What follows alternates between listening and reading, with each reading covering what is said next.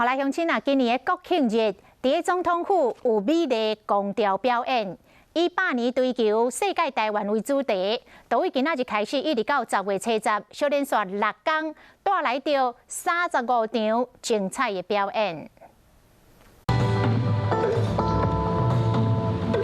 今年国庆，总统府缤纷奇幻光雕表演，以百年追求世界台湾做主题，早暗时就先举办试定。我们有默契的健康的街道。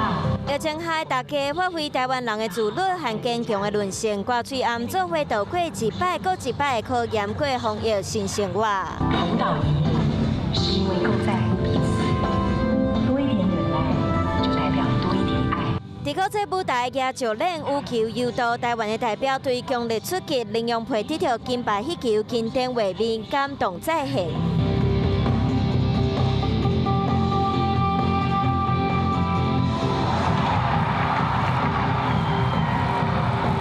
致敬台湾文化协会成立100年，三大主题结合公益表演，就伫总统府。用雕塑，用舞蹈，用生命。 努力地传递出灵魂的光芒。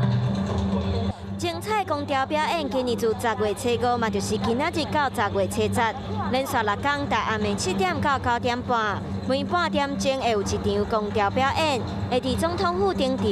会一路闪甲国庆日，嘛其他民众会使到现场观赏。